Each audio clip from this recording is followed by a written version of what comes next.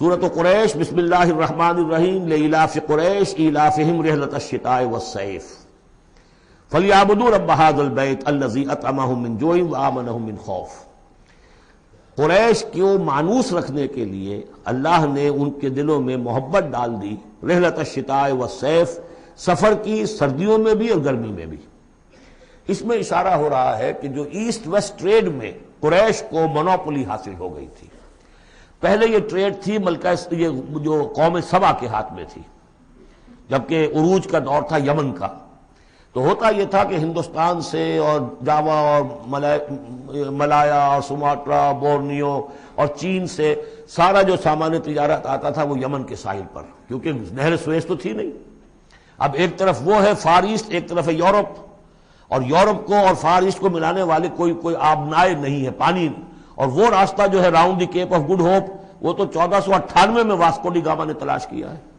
گویا کہ حضور کی بعثت کے بعد 800 برس بعد۔ اس وقت کیا شکل تھی کہ سارا یورپ کا سامان تجارت آیا تھا فلسطین کے ساحل پر، شام کے ساحل پر، اور یہاں سے سارا مال آ کر اترتا تھا یہ یمن کے ساحل پر۔ تو کچھ عرصے پہلے تک، تو کوئی 150-200 برس پہلے تک حضور سے یہ ساری تجارت یمنیوں کے ہاتھ میں تھی۔ یمنی قافلے لے کر چلتے تھے، یہاں سے اس مال کو لے گئے وہ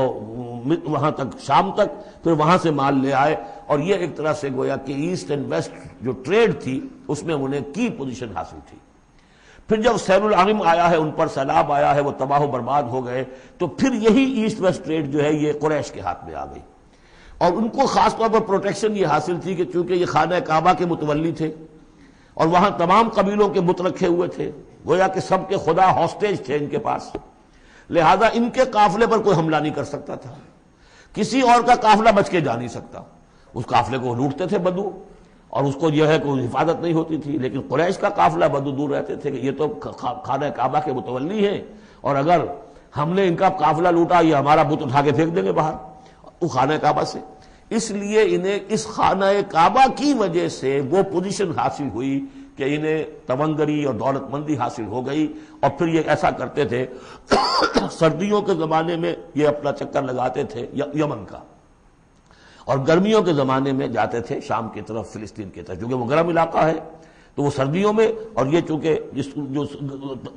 زیادہ ٹھنڈا علاقہ تھا وہ گرمیوں میں۔ لإلاف قریش، اس واسطے کے مانوس رکھا قریش کو، الافہم رحلۃ الشتاء والصیف، ان کے دلوں میں وہ الاف سے مراد کیا ہے کہ سفر جو ہے ان کا جاڑے کا اور گرمی کا، اس سے ان کو گویا کہ مانوس کر دیا۔ فَلْيَعْبُدُوا رَبَّ هَذَا الْبَيْتِ، پس انہیں بندگی کرنی چاہیے، پرستش کرنی چاہیے اس گھر کے مالک کی، اس گھر کے رب کی۔ انہوں نے یہاں لا کے 360 بت رکھ دیے ہیں،